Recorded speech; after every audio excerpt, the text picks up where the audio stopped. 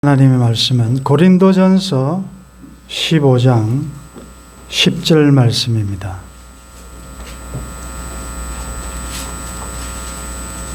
고린도전서 15장 10절 9절부터 10절까지 두 절 말씀 같이 읽겠습니다. 나는 사도 중에 가장 작은 자라. 나는 하나님의 교회를 박해하였으므로 사도라 칭함받기를 감당하지 못할 자니라. 그러나 내가 나된 것은 하나님의 은혜로 된 것이니 내게 주신 그의 은혜가 헛되지 아니하여 내가 모든 사도보다 더 많이 수고하였으나 내가 한 것이 아니요 오직 나와 함께 하신 하나님의 은혜로라. 아멘. 우리 이전에 좀 경제적으로 어려웠던 시절에 한번 잘 살아보자라는 그런 슬로건으로 그때 많이 불렀던 노래가 여러분들 기억납니까? 잘 살아보세, 잘 살아보세. 우리도 한번 잘 살아보세. 저도 어릴 때 아주 귀에 못이 박히도록 많이 들었던 그런 노래입니다.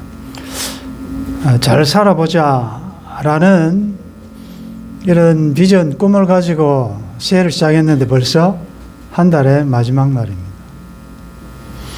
어떻게 사는 것이 잘 사는 것인가? 물론 믿지 않는 자들의 어떤 기준과 그들이 생각하는 어떤 잣대가 있을 것입니다. 그러나 우리의 믿음의 세계는 모든 것의 기준과 근거는 성경이어야 하기 때문에 성경은 그러면 어떻게 사는 것이 잘 사는 것인가 라고 말을 하는지 오늘 특별히 오늘 읽은 이 본문을 가지고 한번 적용을 하면서 지혜를 얻고자 합니다. 이 고린도서는 바울이 고린도 교회에 보낸 서신이죠. 다양한 문제를 가지고 있는 그들에게 하나씩 주제별로 권면을 하는 중에 특별히 고린도전서 15장은 무슨 장이죠? 부활장이죠. 유명한 부활을 주제로 또 하나님이 주신 지혜로 부활을 최대한으로 잘 설명해 나가는 그 장이 15장이에요. 그런데 오늘 이 15장을 본격적으로 부활에 대해서 설명하기 전에 바울의 자기 이야기, 자기의 과거를 언급하고 있거든요. 그렇다면 자기의 과거의 삶과 부활은 어떤 연결점이 있을까? 우리가 궁금하게 한번 생각을 해보는 것입니다. 먼저 부활을 설명하면서 바울은 성경대로 그리스도께서 우리 죄를 위하여 죽으셨다. 그리고 성경대로 장사되셨다. 그러나 죽은 자 가운데서 성경대로 다시 살아나셨다. 그리고 베드로에게 보이시고 그 부활한 몸을 12 제자들에게 보이시고 또 일시에 500여 형제들에게 나타내 보이시고 또 모든 사도들에게도 보이셨다. 그러면서 맨 마지막에 맨 나중에 모든 사도들보다도 더 작은 나에게도 보이셨다. 자, 이게 사도행전 9장에 나타난 다메섹 도상에서 주님이 나타나셨던 사건이죠. 그 예수 믿는 자들을, 그 교회를 잔해하고 핍박하기 위하여 그 열심으로 공문까지, 체포영장까지 받고 그 멀리까지 가는 도중에 주님이 나타나셨죠. 사울아, 사울아, 네가 왜 나를 박해하느냐? 그때 부활의 주님을 만나는 사건을 그는 이렇게 오늘 부활장을 설명하면서 언급하고 있습니다. 야곱에게 보이셨으며 그 후에 모든 사도에게와 맨 나중에 만삭되지 못하여 난 자 같은 내게도 보이셨다. 그러면서 나는 사도 중에 가장 작은 자라. 나는 하나님의 교회를 박해하였으므로 사도라 칭함받기를 감당하지 못할 자라. 사도 중에서도 제일 작고, 그리고 나는 사도라고 이렇게 불릴 만한 그런 자격조차도 없는, 왜냐하면 이전에 하나님의 교회를 박해했던 그런 사람이기 때문에. 그러나 10절에 이제 대반전이 일어나죠. 그러나 내가 나된 것은 이 똑같은 나인데 앞에 나와 뒤에 나는 다르지요. 내가 이전에 하나님을 모르고 주님을 모르고 종교적인 열심으로 하나님의 교회를 박해하는 것이, 크리스천들을 체포하는 것이 그게 하나님의 뜻인 줄 알고 잘 알지 못하고 그렇게 박해했던 내가 지금 그 박해했던 복음을 전하는 그 사도가 된 것은 전적 하나님의 은혜다. 아멘. 하나님의 은혜로 된 것이다.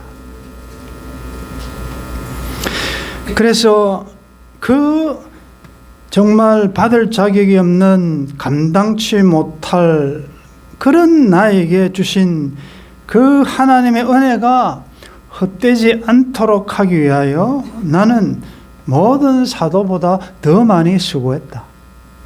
고린도서 11장에 보면 바울이 복음을 위해서 당했던 어려움들을 쫙 나열하는데 보면 정말 더 많이 수고했지요.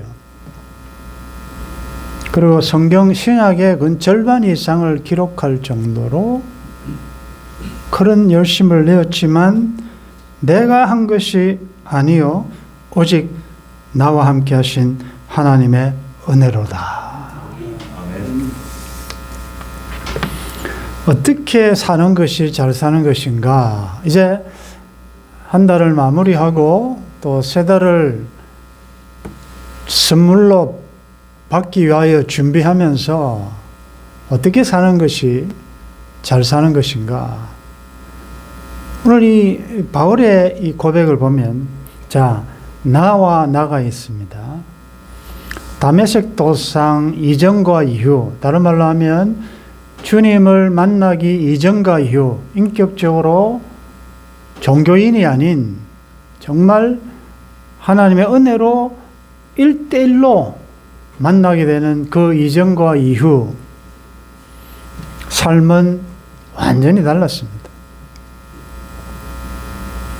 물론 이 사울의 이름을 가지고 이렇게 적용하는 것은 무리가 있지만 우리가 굳이 좀 더 쉽게 한번 설명하기 위해서 이야기 쉽게 하자면, 예수님을 만나기 이전에 그는 사울이었지요.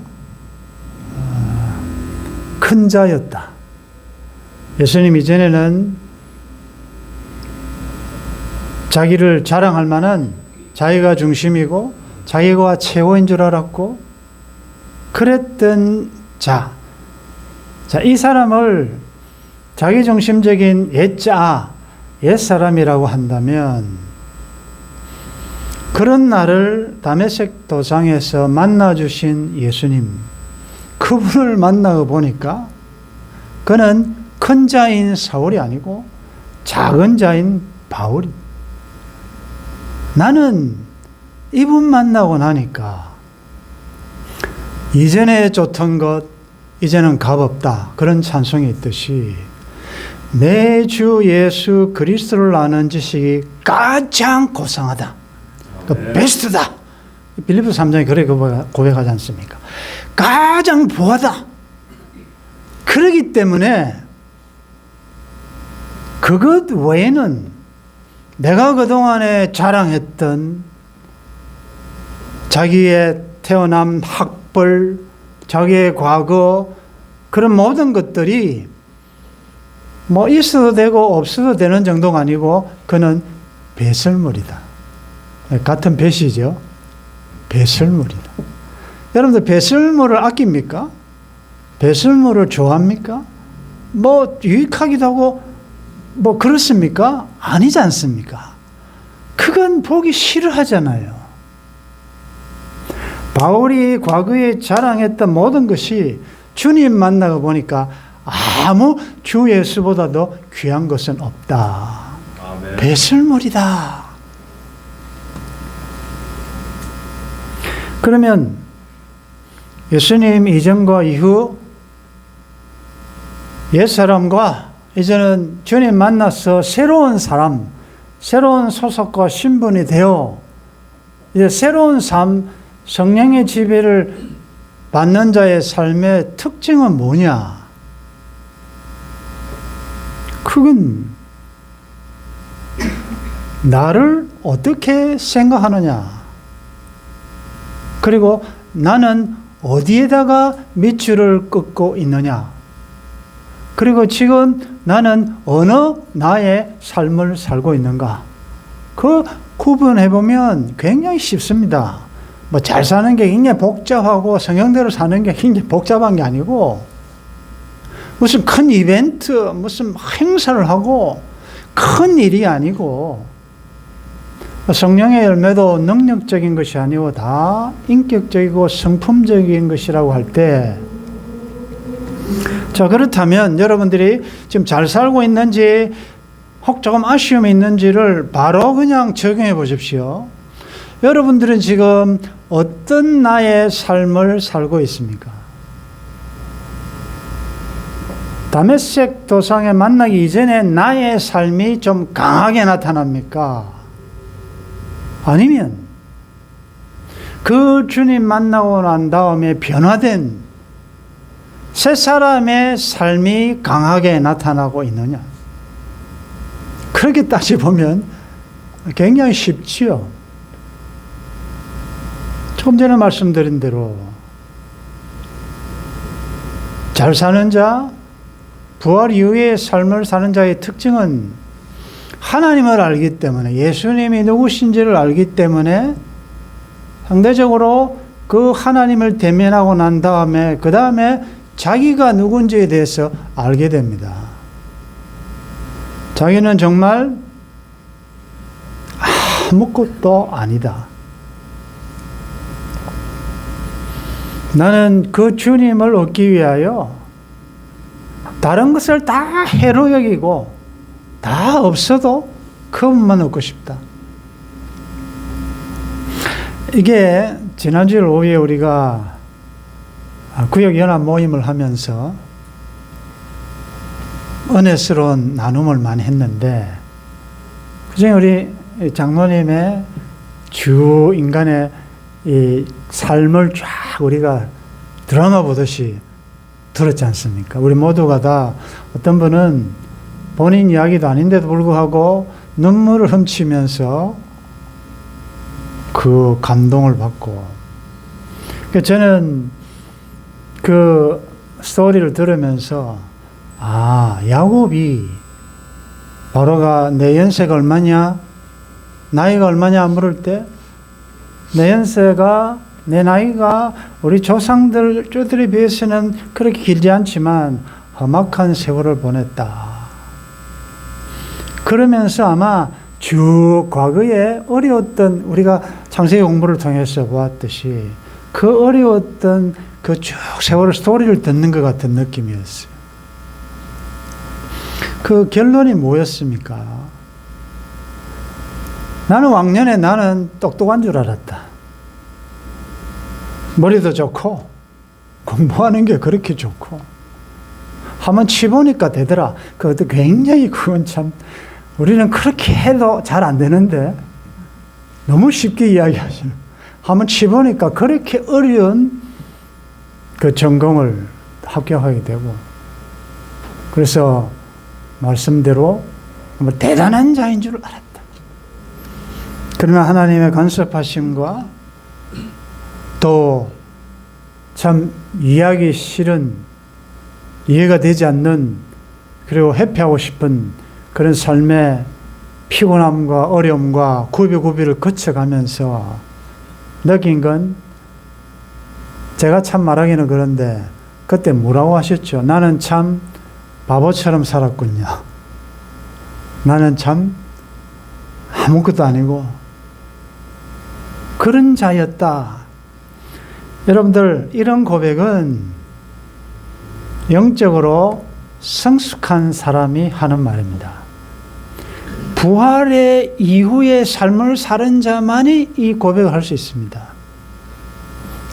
모든 것이 하나님의 은혜인 줄 알기에, 내가 이렇게 했지만 나를 여기까지 인도하시고 함께 해주신 에베네셀 하나님, 지금까지 도와주셨고, 정말 꿈을 꾸는 것 같은, 모두가 다 마지막을, 죽음을 준비해야 될 78이라는 그 숫자에 새롭게 뭘 시작한다, 큰 꿈 꾸는 것 같았다, 이렇게 말씀하시지 않습니까? 그래서 하나님께서 펼쳐나가실 그 꿈이 기대된다. 그런 말씀을 들을 때 모세를 왜 하나님께서 평균 나이가 70이고 강건하면 80인데 하나님께서는 창창한 젊을 때, 그리고 하나님을 향한 비전과 꿈이 있을 때 하나님은 부르지 아니하시고, 모든 것이 다 사라진, 꿈은 사라졌던 80세에 쓸쓸하게 외롭게 광야 서편에 있던 80세 된 그 노인을 불러 쓰셨을까? 그 생각을 하게 되는 거죠. 그래서 바울이 세월이 갈수록 자기 자신에 대한 평가는 점점 낮아집니다. 만삭되지 못하고 사도들보다도 가장 작고, 제일 마지막에 가장 죽음을 앞두고 고백한 것이 나는 죄인 중에 괴수다. 여러분들, 어두움 속에 있으면 먼지가 있거나 이걸 잘 몰라요. 그러나 조그만한 빛이라도 들어오면 먼지가 그렇게 많다는 걸 그때야 알게 돼요. 마찬가지로 빛 대신 예수 그리스도를 목표로 주의 형상 이루기까지 달려가는 사람은 갈수록, 빛에 가까이 갈수록 뭐가 드러나느냐? 나의 나됨, 내가 잘났네? 이만하면 됐네? 자랑할 게 없어집니다. 그리고 자기 저 내면 밑에 깔려있는, 평소에는 몰랐던 이 찌꺼기, 아직도 남아있는 본성, 이런 것들이 성령으로 쫙 말씀으로 비춰주실 때, 내가 이런 자였구나. 하나님의 영광을 본 자는 모두가 다 죽은 자처럼 땅에 엎드릴 수밖에 없습니다. 땅에 엎드리고 I'm nothing, 나는 아무것도 아니라는 것은 그만큼 주관적으로 그렇게 깨어지고 부서지고 자기가 아무것도 아닌 걸 깨닫는 자는 객관적으로 다른 사람들 볼 때는 굉장히 성화되어 가고 있는 것이다. 부활 이후에 사는 사람의 특징이 자기 자신을 아는 것입니다. 그 다음에 우리가 또 간증 중 하나가 좀 특이한 간증이 있었지요. 그 양파 사건. 일상적으로 늘 우리가 접하는, 당하는 일들 아닙니까? 뭐 부전시장에 가든 시장에 가서 우리가 마켓 보고 다 하는 거 아니겠습니까? 그리고 뭐 가능하면 이왕이면 좀 더 가격이 싸고 같은 값이면 싱싱하고 좋은 거 사고 싶죠. 그렇게 하는 것이 그 지혜지요. 그런데 그날 새벽기도 후에 그 사러 갔는데 비가 오는 아침에 어떤 아주머니, 할머니 보기에는 똑같이 보이는데 가격은 차이 났다. 그래서 좀 싼 걸 샀다. 뭐가 문제입니까? 여태 하는 말이 What's wrong? 뭐가 문제냐. 그런데 그 싼 물건을 사서 돌아오는데 막 마음이 괴롭고 권사라는 사람이 하면서 자책이 있다. 이건 뭐냐 이거지. 여러분들 같으면 뭐 어떻게 하겠습니까? 우리가 늘 일상에 당하는 거 아닙니까? 그게 뭐 큰 돈 차이 나는 것도 아니고 내가 또 그걸 했다 해서 잘못한 것도 아닙니다. 그럼에도 불구하고 제가 말씀드린 대로 잘 사는 건요, 어떤 큰 이벤트성으로 화려하고 사람들이 보이게 크게 이게 아니고 굉장히 작은 삶의 현장에서 지극히 작은 것에서 예민한 영성이 굉장히 영적으로 민감해진다. 그래서 어떨 때는 아무렇지도 않은, 오히려 뭐 당당하게 했던 것이 때로는 굉장히 그게 마음이 아프게 다가올 때가 있어요. 예를 들자면 내가 말을 한마디 했다. 그건 늘 하는 말이에요. 내 스타일이에요.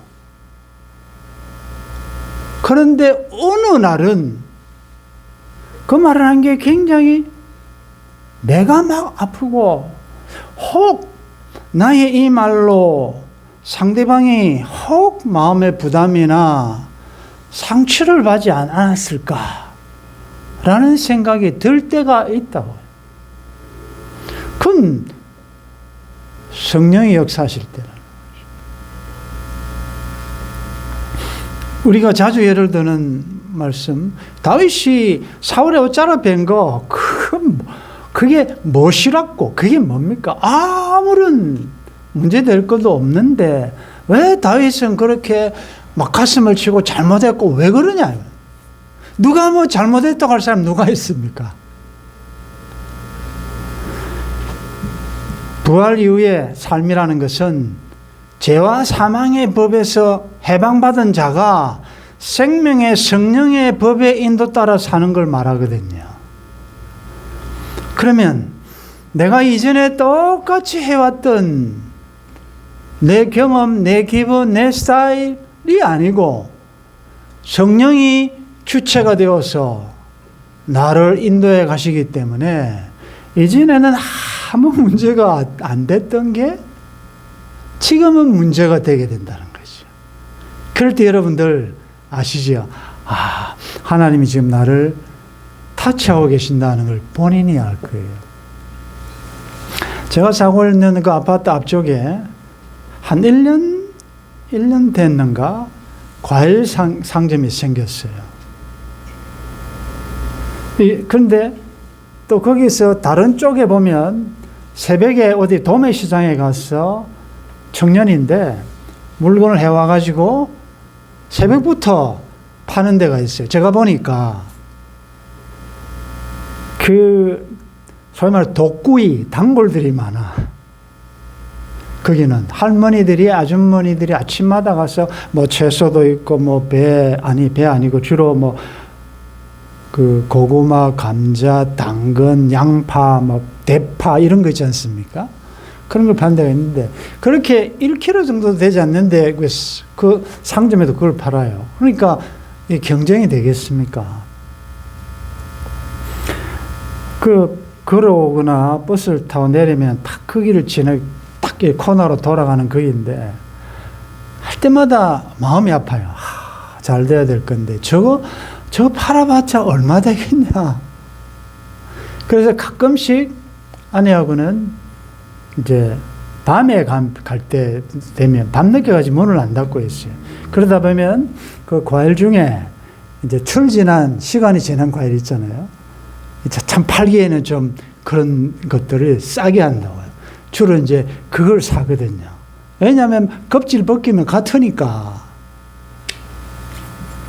근데 며칠 전에 이제 그때는 제가 이제 아마 치과에 갔다가 올라오면서 그걸 보니까 껍질이 많이 조금 이제 철이 지났더라고, 시간이. 그래서 이게 얼마냐 물으니까 얼마라고 말하는데 평소에 제가 살 때보다는 1,000원이 비싸요. 보통 2,000원, 3,000원인데 그날따라 4,000원이라 그러는 거예요. 그래서 돌아서려고 하다가 권사님 생각이 난 거예요. 그래서 4,000원 주고 샀어요. 오면서 1,000원이 아깝다는 생각이 하나도 안 들었어요. 저분이 그게 안 팔려가지고 저렇게 있는데 그래도 하나라도 팔아서 얼마나 조금, 그게 얼마나 도움되겠습니까? 그 사람에게. 때로는 여러분들이 하는 행위가 그분에게 큰 도움이 안 될 때가 있어요. 그 할머니들이 길가에 앉아가지고 어디서 캐온 이 채소 같은 거, 쑥 같은 거 팔 때 보면 다 사봤자 몇천 원도 안 돼. 근데 이전에는 한 번씩 땅콩도 사줘 했는데, 여러분들 중요한 건 교회가 구제하는 장소는 아니에요. 구제가 목적은 아니에요. 영혼 구원이 목적이지. 그걸 하기 위해서 긍휼 사역도 있는 거지. 여러분들이 어떻게 지나가면서 모든 거린들이나 어려운 사람들에게 모든 거 다 사주고 이렇게는 할 수는 없잖아요.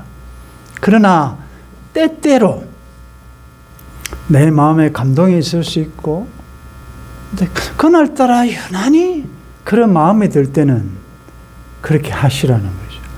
내가 조금 손해보고 내가 조금 희생되더라도 혹 나의 작은 섬김과 희생이 그 사람의 조금이라도 격려가 되고 힘이 된다면 그걸 하시라는 거죠. 아멘. 제가 이런 걸 읽은 적이 있습니다. 노점상에 있을 때 보면 싱싱한 과일도 있고 상처 입은 기스난, 소위 말해서 못난이 과일도 있을 수 있다. 그럴 때 가능하면 못난이를 사주라. 왜? 잘난 건 사가는 사람들이 많다. 그러나 못난 것은 안 사가기 때문에 그 얼마 안 되는 그 파는 사람에게는 손해가 된다. 그걸 사라. 그렇다고 해서 여러분들 마켓에 가서 일부러 다 깨지고 이런 거 사라는 말이 아니에요. 그건 우리가 의무가 아니에요. 부활 이후에 하나님께서 나 같은 사람을 정말 죽어야 마땅했고 멸망해야 마땅했고 그런 자를 건져주실 뿐만 아니라 사명 주셔서 보내셔서 사도로 보내셔서 그 박해하던 주님을 위하여 살게 해주신 것이 얼마나 큰 은혜인 줄 알면 은혜 받았으니 은혜 나누라는 것이죠. 아멘. 구원받았으니 구원시키라는 것이죠. 아멘. 용서받았으니 용서하라는 것이죠. 아멘. 바울은 그 수많은 고통, 죽음의 고통과 매맞고 먹지 못하고 자지 못하고 동족의 위험과 칼의 위험과 당할 때마다 뭘 생각했겠습니까? 무엇이 그로 하여금 어떤 형편에서도 자족하는 비결을 배웠겠습니까? 그는 다메섹 이전에 자기가 어떤 자였던 걸 알았기 때문에 당연한 거고 다 은혜였기 때문에 지금 내가 살고 있는 건 그래서 내가 그 주님의 몸된 교회에 그리스도의 남은 고난을 내 육체에 좀 채우고 싶다. 부활의 권능을 알고 싶었어. 그래서 그는 죽는다고 해도 그 사명을 감당하기 위해서는 죽음도 무서워하지 않았던 그런 삶을 살 수 있었거든요. 말씀을 정리하면서 우리가 지난주에 주신 레위 사건, 저주받았던 그가 하나님의 은혜로, 예수님의 은혜로 축복으로 바뀐 대전환된 반전된 이 역사를 보면서 여러분들 어떻게 하는 게 잘 사는 것이냐 이렇게 하십시오. 우리 삶에는 두 가지 아닙니까? 형통한 날, 낮과 같은 좋을 때도 있고, 그 다음에 밤과 같은 어두운 밤중에 여러 가지 질병에 노출되어 있고 가난에 노출되어 있고 여러 가지 공고한 때가 있단 말이죠. 그래서 형통하고 잘 될 때는 잘못하면 우쭐하고 싶고 내가 그래도 내가라고 자랑하고 싶을 때가 있거든요. 자, 그럴 때는 레위 입장 같으면 여러분들이 조금 서둘러 생각하고 우쭐하고 싶은 마음에 생기거들랑 세겜 사건을 기억하십시오. 세겜성 도륙 현장에 있었던 여러분들의 모습을 생각하시라고요. 그러면서 겸손하시고 사명 주신 사명자의 삶을 살 수 있기를 바라고, 때때로 삶의 현장에서 너무 어려워서 좌절하고 눌리고 우울에 빠질 때 신의 광야에 여러분들을 생각하시라고요. 이미 모든 저주를 주님이 다 담당하시고 나의 신분과 소속이 이미 축복받은 자로 바뀌었다는 사실을 기억하십시오. 그리고 일어서십시오. 마지막 적용하면서 이제 우리 집사님 드디어 긴 하나님 허락하신 이 치료의 기간이 끝나고 이제 내일 복귀할 건데 아마 여러 가지로 마음에 좀 부담도 있고 있을 거예요. 근데 이걸 적용해 보면 아프기 전과 지금 어느 정도 치료받고 복귀할 때에 사람들은 기대가 다를 거예요. 같은 층에 일하는 직원들은 야, 우리 부장님 빨리 오면 얼마나 좋을까라면서 그렇게 기대할 거고, 또 나보다도 어떻게 보면 같이 일했지만 좀 직분적으로 높은 분들도 어떻게 변했을까도 생각할 거 아니에요. 그러면 이전같이 똑같이는 할 수는 없죠. 왜? 이전에는 내가 어깨가 많이 아팠을 때고 지금은 그래도 수술을 하고 간 거 아닙니까? 그게 이제 벌써 다른 거지요. 그 다음에 이전에는 성경통도 잘하는데 이번에 성경 일독 다 했잖아요. 성경도 다 했지. 그 다음에 중요한 건 대산돌교회 남전도의 부회장 겸 총무 아닙니까? 아멘. 이게 이전하고 다르단 말이죠. 그러면 전략을 짜셔야 돼요. 환경은 똑같을 거예요. 아마 똑같이 또 사장은 또 까칠하게 나올 것이고 다 그럴 거예요. 그러나 중요한 건 환경이 상황은 그대로일지라도 내가 변하면 된다 이거죠. 나의 나된 것, 이제는 내가 아니라 이제는 은혜로 변화된, 이제는 보내심을 받은 사명자의 삶으로 그 현장에 가는 것입니다. 그래서 보내신 분의 뜻을 이루기 위하여 가는 것이다. 가는 길에 주님이 동행할 수 있기를 바랍니다. 오늘 이 본문 말씀을 현대인의 성경은 이렇게 표현하고 있습니다. 그러나 나는 하나님의 은혜로 오늘의 내가 되었습니다. 나에게 베풀어 주신 하나님의 은혜는 헛되지 않았습니다.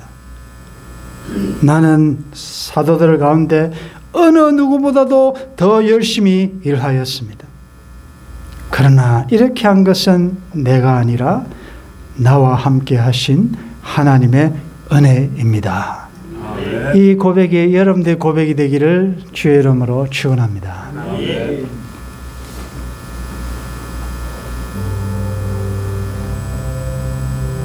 사울이 바울로 바뀐 건 부활 사건입니다. 바울이 부활을 설명하면서 자기의 아픈 과거를 들추어내는 것은 영적으로 완전히 죽었던 나를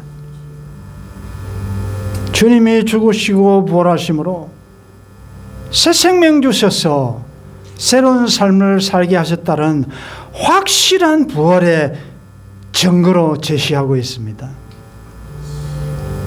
하나님 나라의 증인들로서 오늘 이 말씀을 듣는 우리들